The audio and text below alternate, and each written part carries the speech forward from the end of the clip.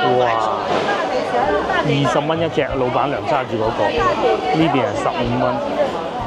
喺海珠區嗰陣啊，呢度亦都見得到，俾啲燒鵝佢啦。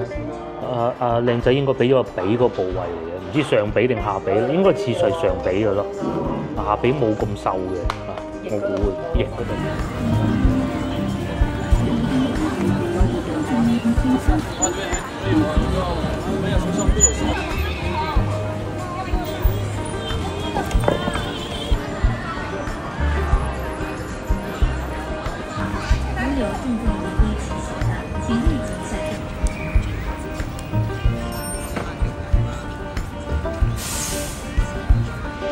Hello， 各位觀眾大家好，咁又嚟到我哋日常嘅影片，又係去完一段旅行之後咧，就會翻到嚟廣州去我哋經常去嗰啲地方啊，又或者買下餸啊，去下北京路去下上下九咁嘅。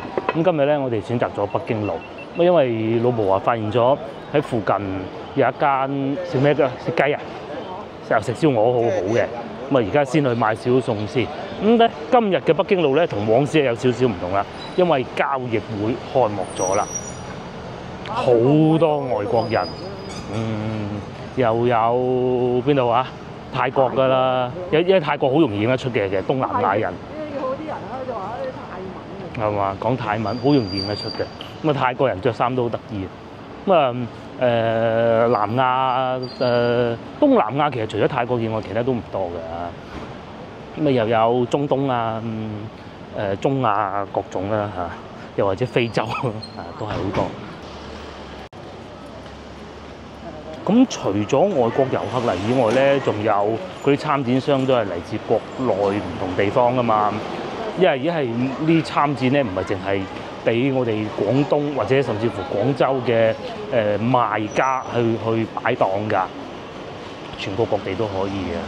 咁啊，亦都可能有啲觀眾即係佢唔識嗱，我真係唔怪啊。話得嗰啲咁嘅東南亞相對冇咁有錢啦嚇嘅參展商嚟賣得幾多啊？咁嗱呢個咧就係認知唔同啦。嗱，眾所周知咧，有啲商品咧就因為某啲限制咧，就關稅會比較貴嘅。咁咧，佢哋呢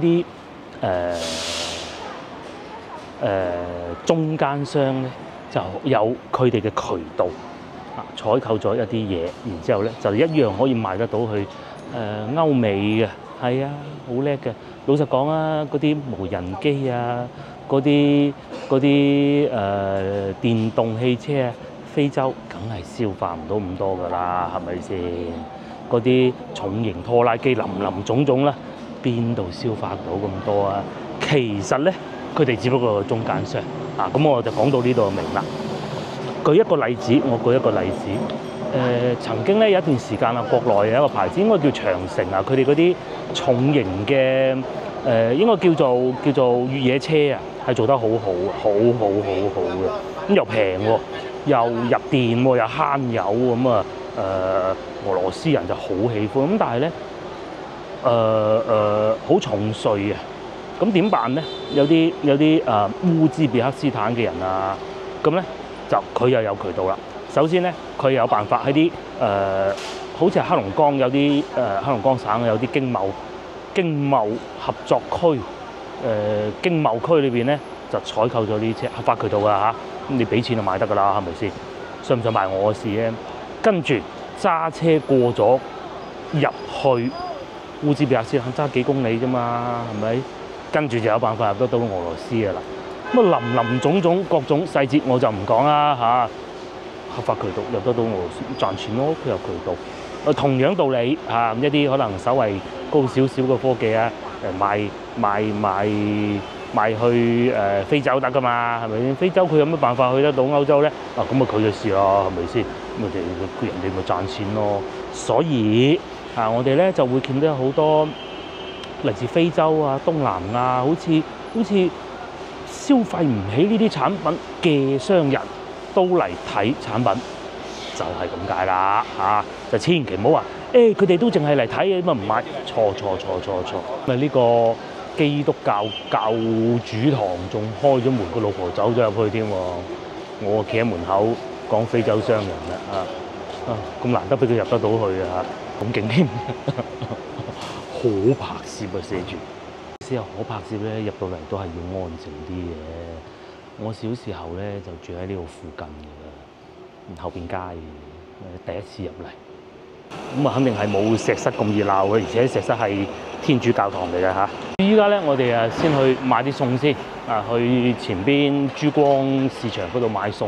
而家咧係會見到好多人拉住行李篋嚟採購㗎嚇。嚴格嚟講，應該從今年年初開始就已經係復甦翻。咁但係咧，因為佢哋參展商要口口相傳啊，即係要互相同啲鄉里講得啦，中國可以去採購啦，開翻啦咁。所以我感覺上自從疫情之後，今年係最熱鬧嘅。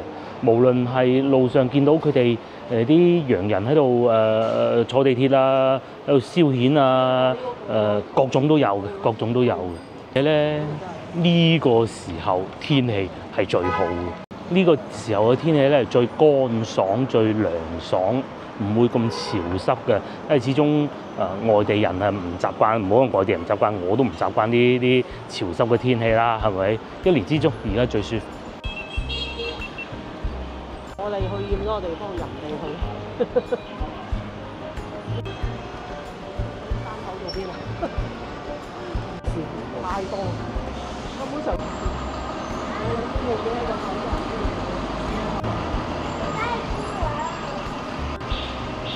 因為我哋小紅書嗰啲啦，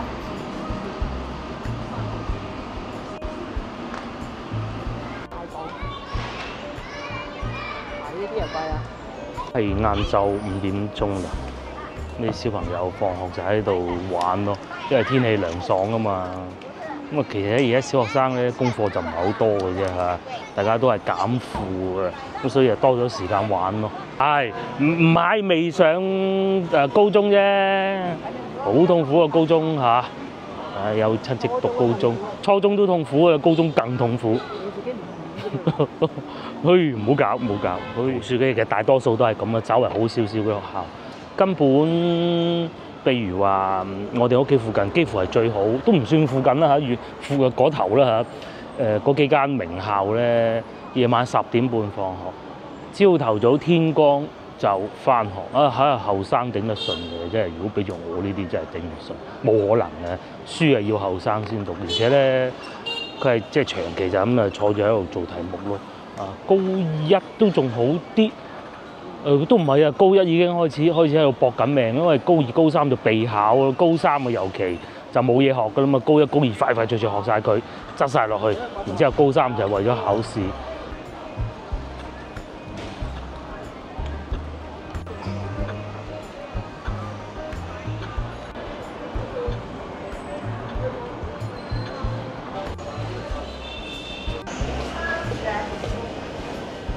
因為咧而家天氣乾燥咗好多，老婆咧就話已經想講咗幾日就買啲水柿食。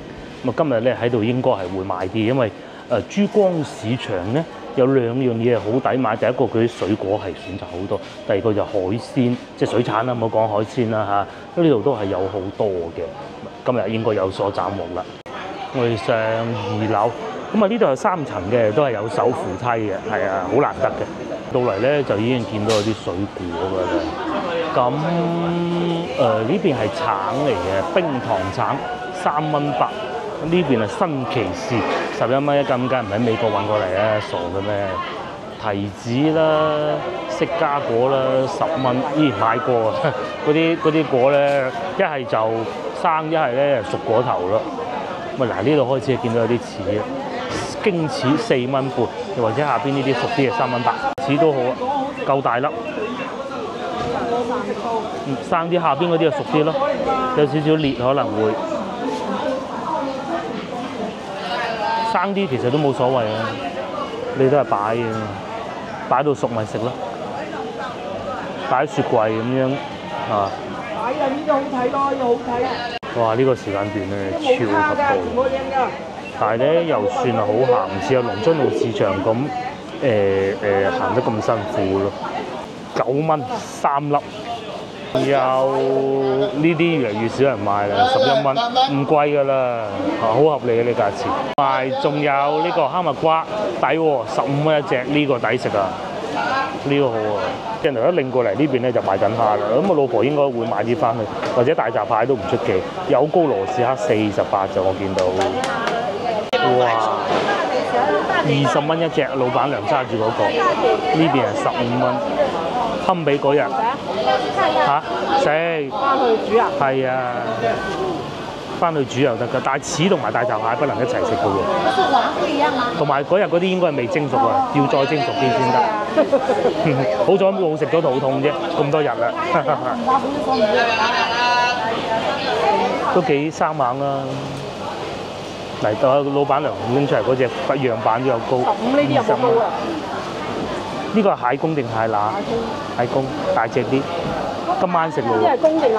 公乸都有啊。公乸都有，哦。我哋呢個比較平啲。細隻啲咯。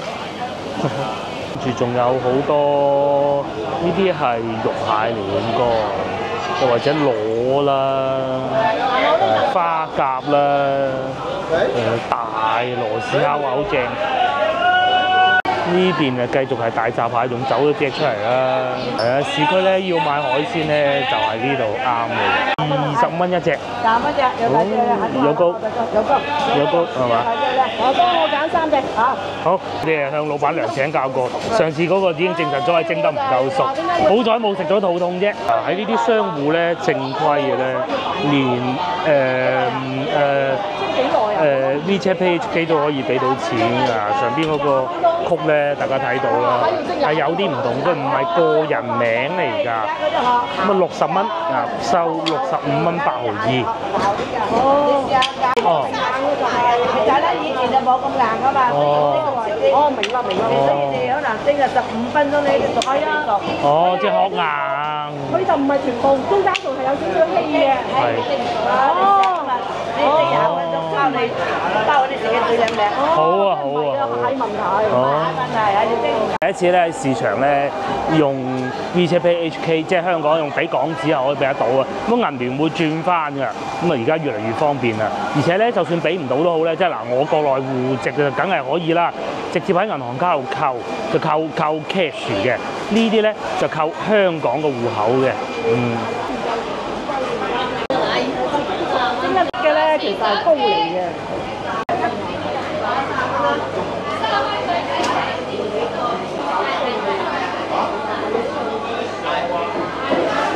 光市場咧好多好嘢賣嘅，先頭我見到咧，仲有嗰個鱷魚都有啊，又有生湯鱷魚肉。接落嚟又到樓上賣菜，咁啊正如先頭所講啊，好多人嘅嚇。因為話説咧，我姑姐咧其實都係住呢度附近嘅，咁咧佢係2個市場去得比較多咯，一個就係呢度，另外一個咧就係去三角市市場。咁啊三角市啊再平啲，但係就冇呢度行得咁舒服。都話湊孫嘅時候啊，要食啲海鮮啊，咁咪嚟呢度買。三角市就會少啲海鮮賣嘅，寧夏菜心。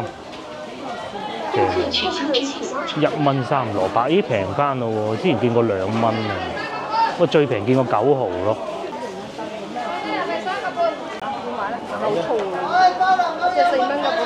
一個可以用港紙付費啊，老闆娘都冇得現場 check，佢仲話相信我，5蚊啊，抵買啊！咩？哇！個咩魚啊？水庫魚我打翻嚟嘅，釣翻嚟嘅，好大條啊！到珠江市場啊，多嘢睇啊嘛，我咁仲有一個就係、我講我姑姐我屋企附近，仲有一個就係、炸粉街市場，但係嗰度反而感覺會遠啲，同埋感覺嗰度冇咁平嚇。同埋仲有一個係我哋好少會去嘅近東風路嗰邊嗰個，但係我唔記得個名啦。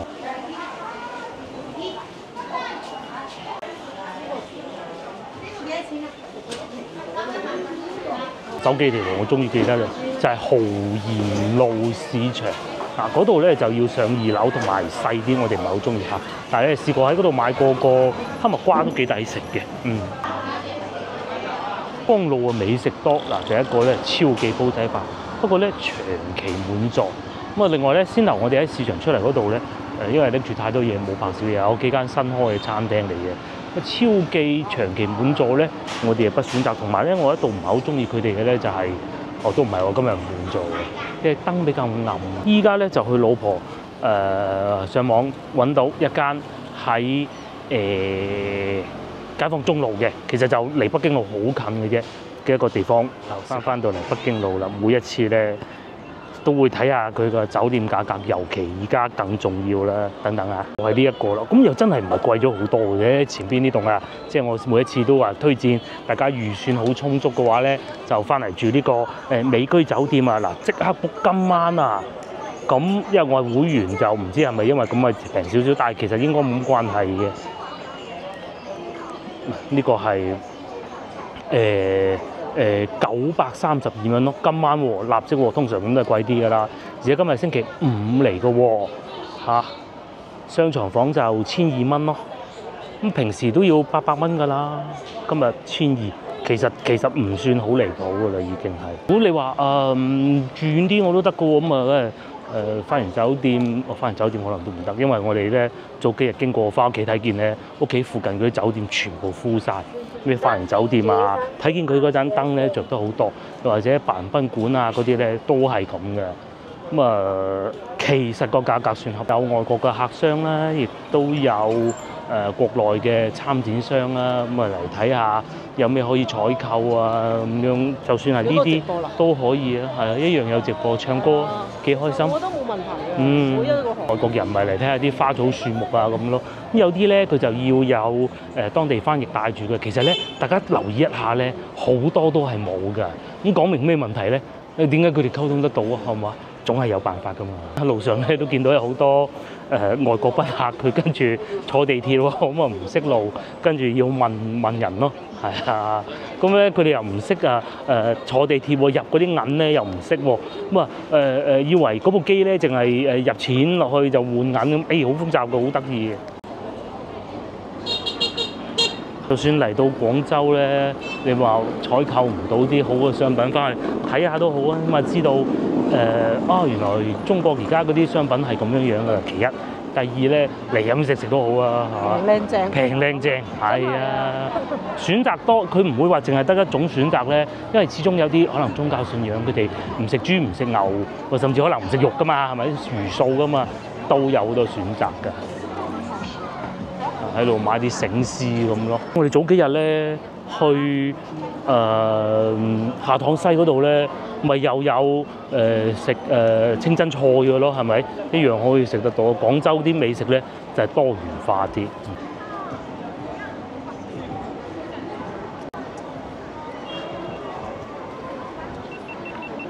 今晚講咗啦，已經1200蚊。特價房好似900幾都得。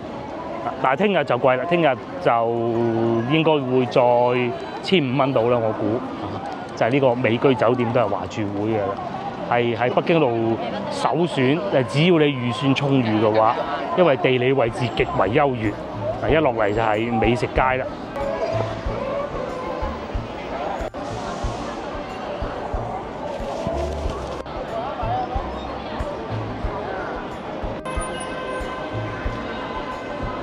啲外國人咧一路行一路揸住杯奶茶喺度飲啊，即係好似我哋早排咧喺長沙見到嗰個叔叔咁樣揸住格格不入，但係一樣外國人都係咁嘅啫。喺廣告牌始終都係唔夠長沙嗰個好睇，長沙嗰個真好睇。呢個算幾好㗎啦嚇！哇，真係超級多人喎，幾多啊？呢應該係南亞人士啦嚇。係啊，遊客嚟採購啊嘛，佢哋每一個，因為唔係每日都有啱自己採購嘅嘢㗎嘛。咁平時咁點解唔通屈喺酒店坐大啲咩？梗係出嚟條街行下玩下食下嗱，飲杯靚奶茶啊、果汁咁樣幾開心啊！欣賞下本地美食，再唔係茶餐廳都得㗎，或者乳鴿都有人食㗎，真係好多外國商客採購商嚟到廣州，都幾耐未試過喺北京路見到有咁多啦今年春天嘅時候感覺上冇咁多咯。嗱，開始又有人嚟，因為即係揾飯食啦。以前咧我讀緊初中嘅時候咧好多，之前都同大家講過。其實各位香港觀眾翻到嚟咧都要注意啊！有啲人咧會向你兜售一啲名錶嘅，好明顯就係質量係會比較差㗎啦嚇，一分錢一分貨，你覺得有冇可能咧？咁同埋咧有啲人咧佢係會突然間踎低咧同你攞啲嘢噴落你哋鞋嗰度啊，咁啊 sell 一啲嗰啲叫做抹鞋啊、結鞋嗰啲東西咯。咁噴咗唔買又唔好，佢又唔係好貴咁，但係無謂啦，係咪先？所以咧就大家一定要注意咯，尤其係賣名錶嗰啲啊，基本上你唔好理佢得㗎啦，掂行掂過就得㗎啦嚇，當聽唔到。仲有夢想啦，一行一行嘅夢想。話説早幾日我去到香港嘅時候咧，咪冇去買到冇去馬會買彩票嘅，買我嘅夢想嘅。咁其實咧，一來嗰日係唔夠時間啊，二來咧有位觀眾送咗一張飛俾我，專程買㗎嚇，唔係對咗獎或者咩，係專程買過嚟俾我攞咗信封裝住嘅，攞個袋裝住。咁然之後佢同我講，佢話唔希望我中因為咧中咗咧，我就唔會繼續拍攝影片㗎啦。係㗎，真係㗎。咁好明顯，你而家見到我咧，就證明中冇中啦嚇。成張飛中咗3個 number， 咁係好似係10個 number 嘅嚇，3個即係2注啊。咁啊都其實都正常㗎啦。我哋之前買嗰啲都係咁㗎啦。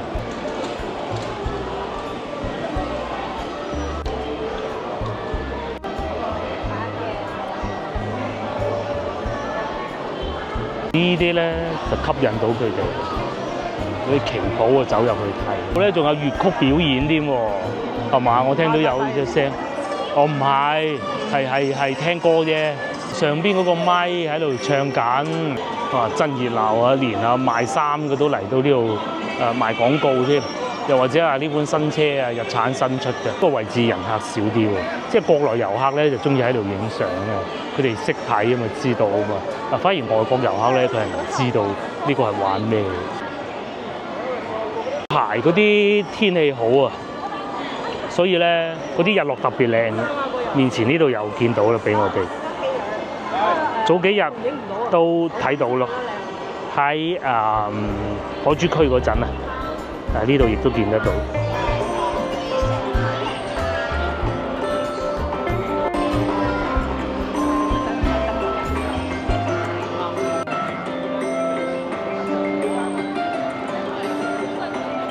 遊客，我啱先聽到佢唔係特登講俾我聽嘅，新加坡人啊，但係咧佢哋係華人嚟嘅，翻嚟廣州玩，佢哋講嘅英文。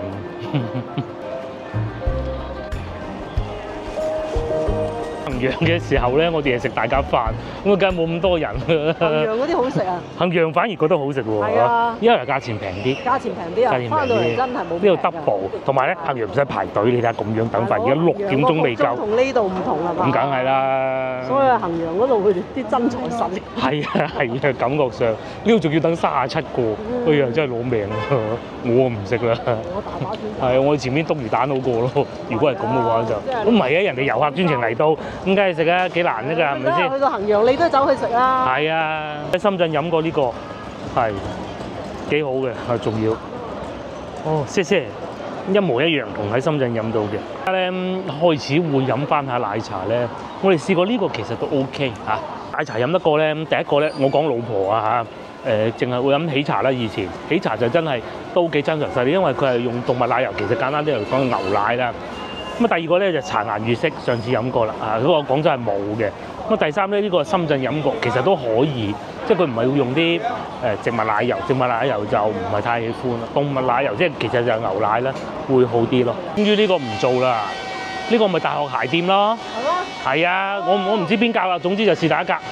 之前你有一間喺度噶嘛，係嘛？哦唔係喎，喺嗰度喎，係嘛？總之呢度有一間係大學鞋店嚟嘅。同埋以前買 Dogma 即係 Dr. Martin 嗰個鞋嘅，咁啊 Dr. Martin 就冇咗啦，大學鞋店都冇咗啦。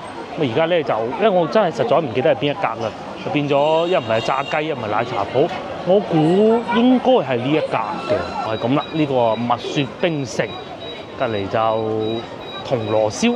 老婆咧就想揾啲比較本地嘅美食，所以咧就要仲有行10分鐘咯。係啊，即係搞盡心思啊！係啊，好彩我識路喺度帶嘅，真係好彩我喺度帶嘅。如果唔係，即係我都唔知道嗰個方向咯。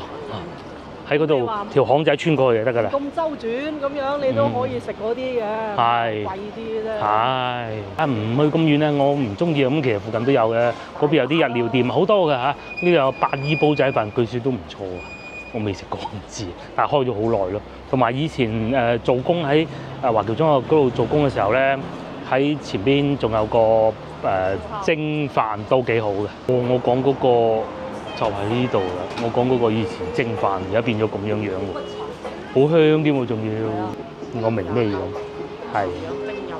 哦，咁樣嘅。咁啊，同大家講個故仔啊。我五姑姐、五姑丈咪翻咗嚟香港嘅。上次大家有睇影片㗎啦。咁佢哋咧真係開心，同埋個護照即係加拿大護照真係方便啊！國內都好，但係咧點都要等3日。就係馬來西亞，佢哋而家就喺馬來西亞玩緊啦。應該而家呢個 moment 應該係喺檳城嘅嚇。咁啊，堂細佬又跟埋過去嚇，跟住表姐又跟埋過去，去黃亞華食燒雞翼，係應該叫亞來街係嘛？係咪叫亞來街？飲龍眼冰。飲薏米冰好正，我哋幾時可以去？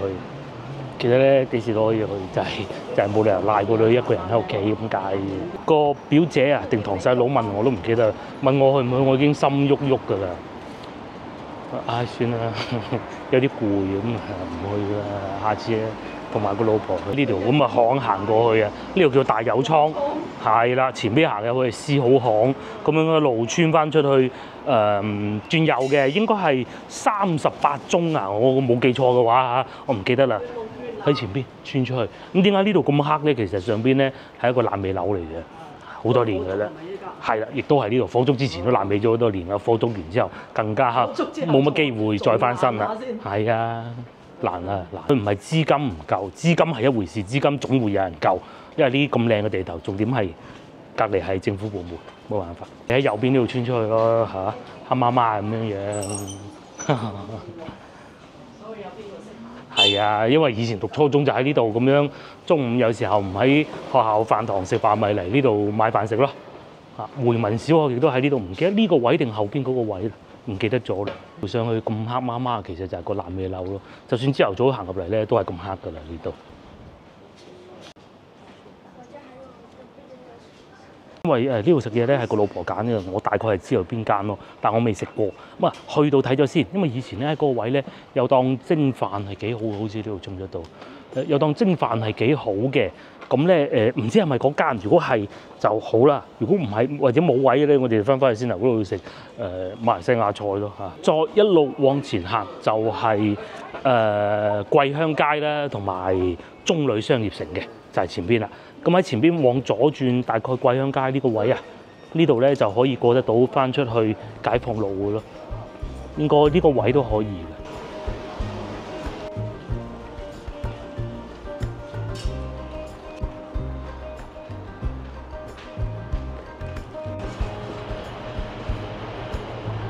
識路嘅我咧，終於翻出嚟解放路啦。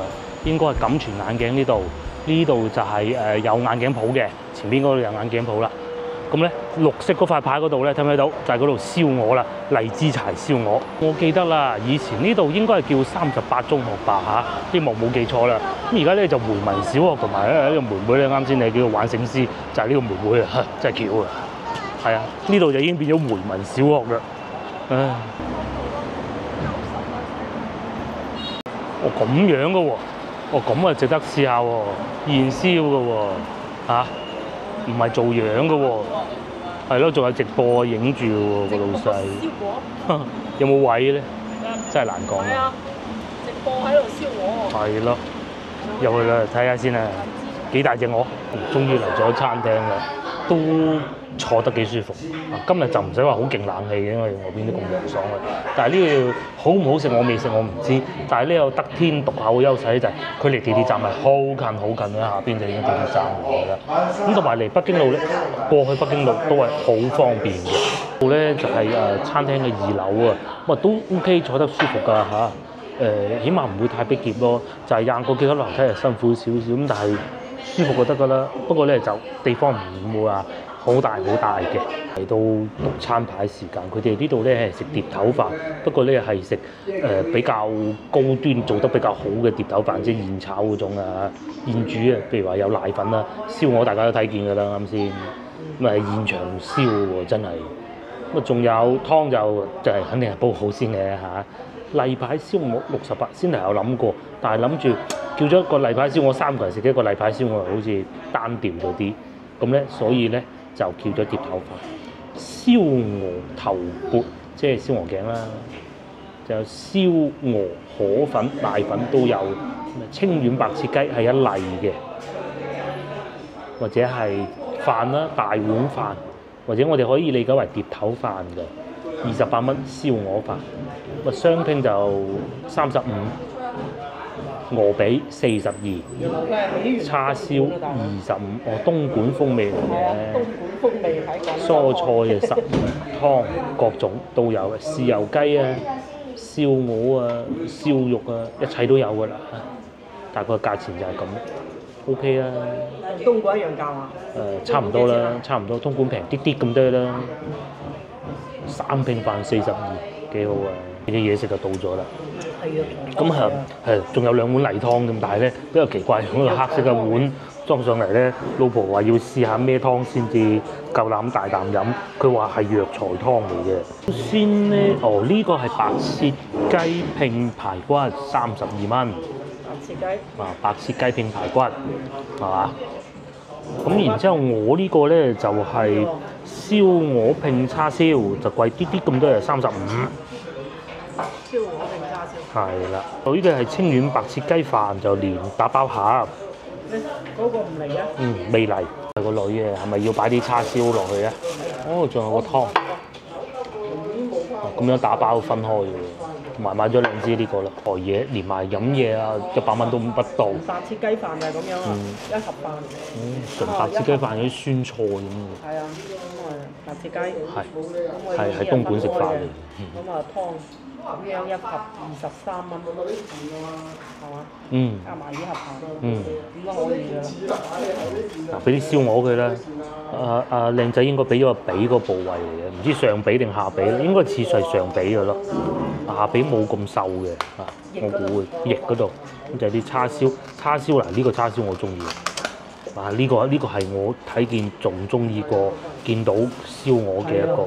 呢個叉燒喎，叉燒仲靚喎，大佬。呢個唔好夾晒俾佢，呢度得6嚿嘅啫。叉燒燒排骨都正。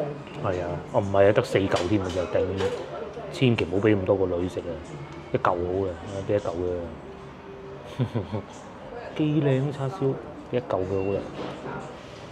夾啲燒鵝燒排骨。嗱，俾件燒鵝啦，全部未食過咁，梗係咁噶啦，唔點啊？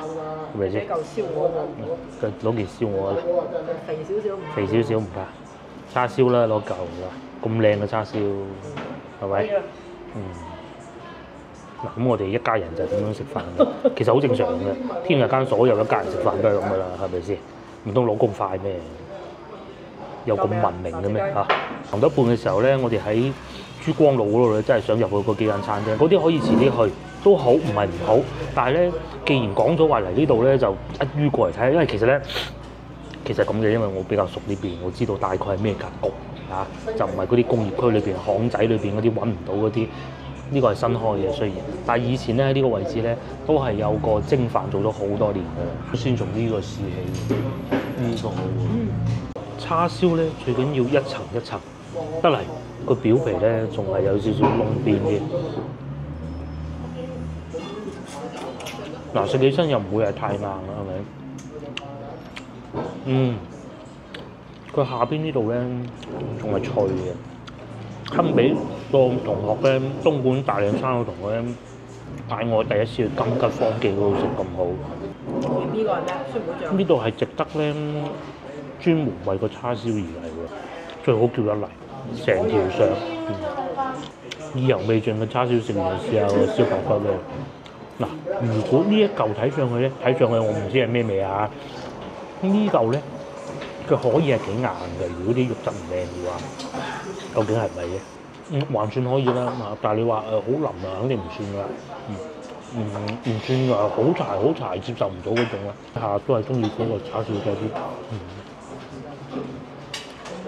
好似又咁，接落嚟試下個燒鵝啊，俾咗個咁靚嘅部位。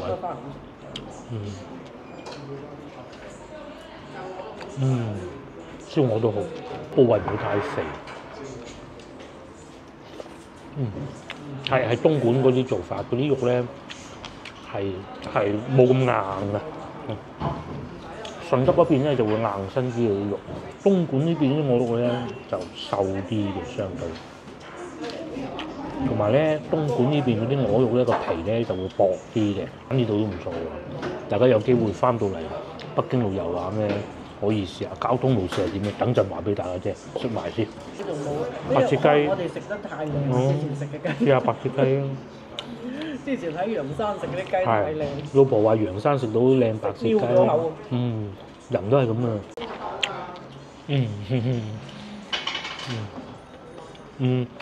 肯定係陽山嗰啲好過呢度嘅啦。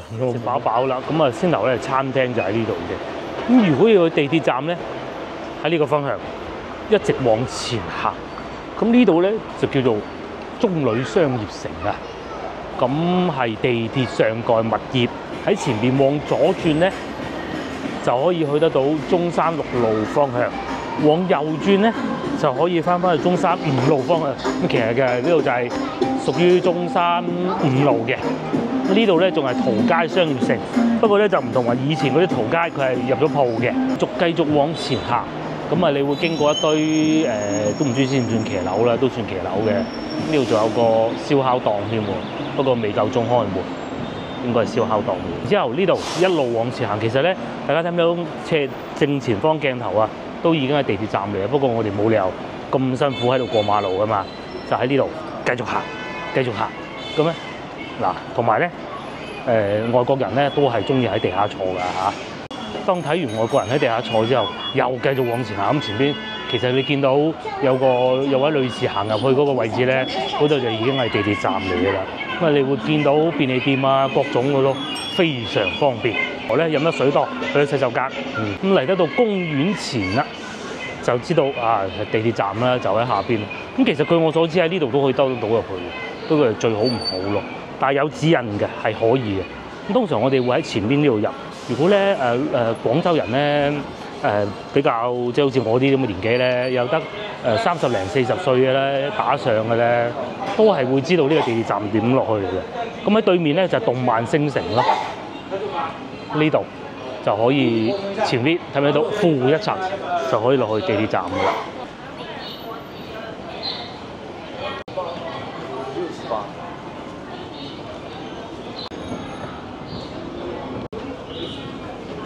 喺呢個位置咧，仲會有百佳超市啊，咁而家就冇咗啦，就變咗招商銀行。我知唔知喺招商銀行已經好多年㗎啦。我做緊出納嘅時候，呢度已經係招商銀行嘅。大家諗下幾耐世紀？又或者百佳好似以前呢個位置喎，即係呢個電器城呢度咯。咁你慢慢行，一路行，跟住啲人流，咁咧再往前行，呢度落樓梯就已經係公園前地鐵站。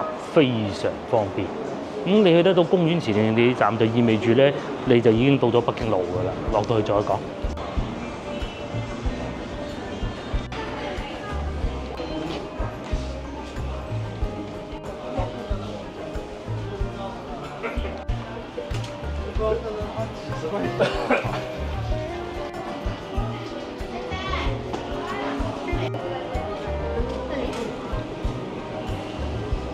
咧就係公園前地鐵站，咁佢呢度咧係1號線、2號線嘅交匯站，咁啊應該咧嚟講係廣州第一個會出現交換站嘅地方嚟嘅，好大嘅，4通8達。有時候咧，連我哋呢啲住咗咁多年嘅人咧，想去某個地方，我都仲要諗一諗㗎咯。啊，包括我先頭咧，其實就喺呢度過去會合老婆，我寧願喺度行過去，我都唔會坐地鐵嘅。咁都諗咗一諗，究竟係邊個口出咧？咁先得嘅。鏡頭正前方呢個口應該係 J 出口，咁咧係過去起義路嘅。起義路咧，如果你行咁計啊，即係都行得到嘅，但係唔推薦咯。你喜歡行咁，梗係冇所謂啦。係可以去得到海珠廣場啦，咁但係海珠廣場最好坐地鐵咯。同埋可以去得到賣蛋撻嗰度咯。即係名畫應該係叫做一個鏡頭正前方呢度。嗱，呢個安檢機嗰度過去71便利店隔離後邊嗰個過去咧，就可以去到動漫星城啊。其實喺鏡頭正前方一帶咧，全部都係動漫星城嚟嘅。咁喺嗰度大概靠左手邊咧，呢個加多寶後邊咧，全部都係餐廳嚟㗎。咁至於轉右咧，就係賣衫嘅嗰啲小妹妹賣衫啊、cosplay 啊嗰啲嚟嘅。如果想最快去得到北京路咧，其中一個方案咧，睇唔睇到正前方 C 出口就係最快嘅。我就係會咁樣選擇咯。即係我都喺度好多年㗎啦，住咗呢度上去咧，有個地方飲茶，叫做又一間茶點軒 B 出口。其實 B 出口咧同 J 出口咧差唔多。J 出口咧有一個唔好嘅地方咧，就係要行上去，但係就冇咁多人。B 出口咧就波折啲嘅，行下你覺得你總會覺得自己行錯㗎。咁但係咧就其實就有手扶梯嘅咯。有一個方案咧，就一路行，你會一路懷疑自己，但係其實都係算係其中一個比較方便嘅方案，就係喺度一直往前行，挨住左邊行，唔好挨住右邊行，會經過五月花廣場嘅地下通道，一直行向前行，唔使轉彎嘅，咁就得㗎啦。咁大概行5分鐘左右啦，就去到大馬站嘅一個地方。咁咧一出去大馬站嚟㗎啦。亦都係好方便，亦都係好近北京路嘅。如果炎夏日啦，又或者落雨天啊，我建議行左邊呢條，即係 EFD 出口嗰個方向。咁啊，如果唔係落大雨嘅咧，最好咧就係 C 出口。咁我老婆咧去洗手間應該會喺呢度過嚟嘅，我唔知佢識唔識路。但係大概方位同大家講過啦，我點都唔多講。我睇下佢去到邊度，翻屋企食蟹，或者今日唔食，聽日先食啦。我哋翻到嚟屋企啦，呢個咧就係花園酒店。訂房情況啊！哇，好耐未見過咁多人訂房啦，亦都好耐咧未試過喺條街度見到咁多洋人咯。喺旅遊巴咧隨處可見，同埋條街道咧係好勁嗰啲香水味嘅，尤其地鐵好勁啊！好耐都接受唔到咯呢一樣嘢。至於的士大哥咧就好似過節咁開心嘅。至於友誼廣場呢度咧，最初係疫情嗰陣啊，嗰陣啲大旺人氣嘅啫嘛。諗唔到依家咧，全部都係呢啲集市咯，好多洋人喺度行下睇下飲下咁樣啊，買下咁咯。係啊，白雲賓館平時死氣沉沉嘅，舊啊，因為邊有得假得㗎，係咪？開齊燈啊！咁至於呢度咧就喺度訂緊圈啊、購物啊、飲嘢咁樣咯。全部都係啲洋人喺度跟住 sales 都係講英文啦，已經都唔理你我哋啲中國人啊，幾開心。梗係啦，幾耐未見過咁嘅情景啊！我哋都呢啲掂行掂過啫嘛，睇都唔睇啊，阻住條路。係啊，我個人好中意睇啲有民族特色啊嘛，係都係有真嘢嚇。就算極遠處嘅63層咧，哇，着晒燈喎！你睇下幾犀利，正前方咧全部都係啲金頭髮嘅美女咯，喺度購物中啊，係咪？掂行掂過啊！佢哋呢啲係中意。後邊咧友誼廣場仲做緊 show 添啊！嗱，喺度有賣衫嘅，睇唔睇到？呢度。揈到埋啦，揈到啦，係咪？而家好興搞呢種集市嘅。係啊，終於咧又到第二朝早啦，大閘蟹做早餐啊！因為佢好似唔喐啦，已經。係咩？可能天氣凍。哇！流油。係嘛？但係今次咧就蒸耐。係，今次蒸耐咗。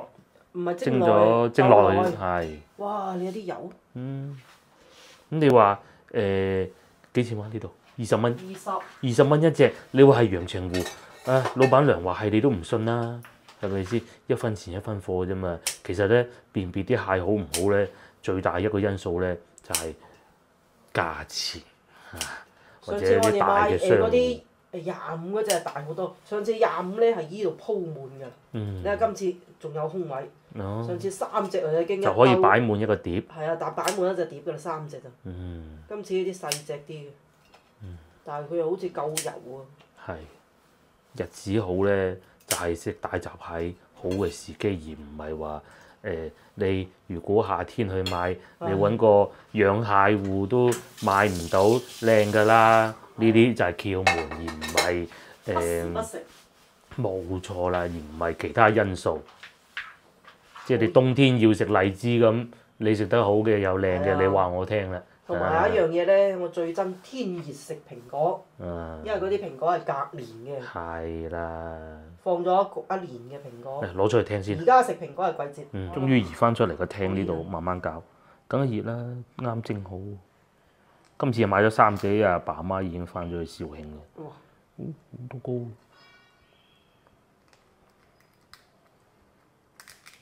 咁好似好過上次喎，冇咗嗰啲黑色一粒粒。唔係黑色係因為上次未蒸熟，問過個賣蟹嘅老闆娘啦。但係其實上次嗰隻都唔差。係上次嗰隻好。上次係大隻咯。上次嗰個貴啲啲咁多，今次好似冇上次好。今次但係佢都好爆膏。係，最緊要爆膏嘅。哇！嘢食大閘蟹做早餐，要飲翻杯熱茶先得。哇！爆膏爆到都爆膏，係咪？時節好嘅話，係。上次真係蒸唔透啊！上次呢度咧係水啊。嗱，其實呢啲就係黑色嗰啲嚟嘅。係。上次黑色嗰部分蒸唔透，就搞到嗰啲黑色轉唔到紅色，所以咧即係話個老細話，但係都係唔好心急啊！我攞嚟烚啊。其實直接掉落電飯煲度，等佢蒸半個鐘，跳掣好鬼過。係。老闆娘話點解咧？因為呢啲蟹咧其實個殼啊厚啊硬啊，所以咧蒸嘅時間要更長。咁香。咁香啊！咁香。攞個筷子食啊！哇！啲膏啲油。係喎。咩啊？即係時節好嘅，其實使乜話揾高手揀咧？只不過係性價比高同埋性價比冇咁高之間嘅選擇啫，就唔會話踩坑嘅。同埋如果我話陽澄湖大閘蟹，我講你都唔信啦，或者大太湖嗰啲，有乜可能咧？係咪？只不過個蟹係啦，蟹種啫嘛。有啲人跑得快啲，有啲人醒目啲，有啲人咧就都係唔好講啦。頭都未梳就開始食啦嚇，唔緊要，最緊要好食啫。今次係蒸耐咗嘅，可能耐咗啲蒸得。冇蒸得耐好過啦，好在上次冇肚屙啫。有咩肚屙啫？個肚冇事。食唔可以食咩鬼嘢食啊？似係嘛？上次咧呢度咧就稀嘅，爭少少時間。係。今次就好緊實啊！嗰啲膏，蟹公蟹乸呢啲。乸。係啦。全部都係乸。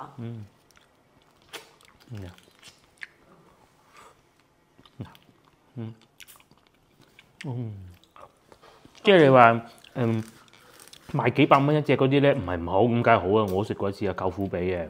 但係咧，好老實講，嗰啲係用嚟送禮嘅嘢，即係叫做好似月餅咁啊，即係做人情啊。靚都靚，唔係唔靚。咁後來咧就發展到有啲咧係會券啊，送嗰啲券啊，其實都係送禮嘅啊，為咗。咁啊都係嗰句係靚唔靚？都靚，就梗係靚過呢啲，但係個價值唔係咁樣比咯。你幾百蚊真係大閘。就唔係靚好多，靚咗嗰個級數出嚟多咗好多咯。係啊，一個。係咪啊？成嚿都係。成嚿都係㗎。呢個蟹心嚟嘅，有啲唔食得嘅。幾百蚊嘅。大閘蟹又唔會變成皇帝蟹，佢貴極都係大閘蟹嚟咁咯。靚就真靚啲嘅，但係冇品牌嘅啫。係牌子梗係咁。如果想話食翻啲大閘蟹好啲嘅，咁咪買貴啲咯，係咪先？如果想自己又去揀嘅，其實睇季節嘅啫，呢個世界啲嘢。即係佢唔同話嗰種品牌。學你話齋攞嚟送禮。送禮嘅啫。如果唔係送禮嘅，真係。自己屋企人食咁樣，有乜問題咧？係咪？又又唔使話要學3年啊？點樣同埋先去咧，佢唔揀嘅？似話哇咩 LV 袋嗰種嘅，係啊，孭出嚟貼標籤幫人哋係啊啊有錢嘅呢個係咁樣。係啊，呢啲你食咗你鬼知你食咗幾開心啊食到你孭個袋或者開部咩靚車出嚟，仲俾人睇到下嗰種感覺係。所以即係佢嗰個價值咧，係不過冇舅父上次請食嗰啲咧，啲糕咧係甘香啲嘅，呢個係無可厚非啊！但係咧就即係佢貴咗10倍，但係多出嚟嘅嘢唔係10倍咯，係比唔返10倍係比唔翻10倍啦。呢就係我哋所講嘅性價比。平靚正，廣州人要求嘅就係。同埋即係我大膽講句啊，如果真係想食靚嘅，即係正如白切雞咁，如果你去到杭州咁先算啦。有冇咧？有，但係咧唔多。你要出到嘅錢係會多過喺廣州食到同樣地。如果你要食到靚嘅大閘蟹喺廣州嘅話，即係好靚嗰種啊，最好嗰種啊，我可能出到嘅錢要同喺當地食到嘅，譬如上海啦，唔好講咁遠啊，可能都爭好遠咯嚇。即係地方、季節各種都係因素嚟嘅。至於我哋咧，就淨係喜歡去市場買嗰啲，同阿姨一齊去買20蚊，頂籠就25蚊一隻，30蚊都唔睇嗰種咯，係咪？咁樣先至係生活嚟，咁先開心咁啊！而唔係買咗一隻翻到嚟，跟住上網學完啲教程，然之後咧佢話俾你聽嗱，應該咁，哎呀自己好似學識咗，買隻300蚊寫翻嚟同我呢啲20蚊一樣嘅，咁你就好唔開心個人嚇，好傷心嘅係嘛？咁究竟係教你嗰個人問題啊，賣你嗰個問題啊，你自己問題咧？咁啊唔知啊嚇，呢啲咧冇問題嚇，就算唔好都係20蚊啫嚇。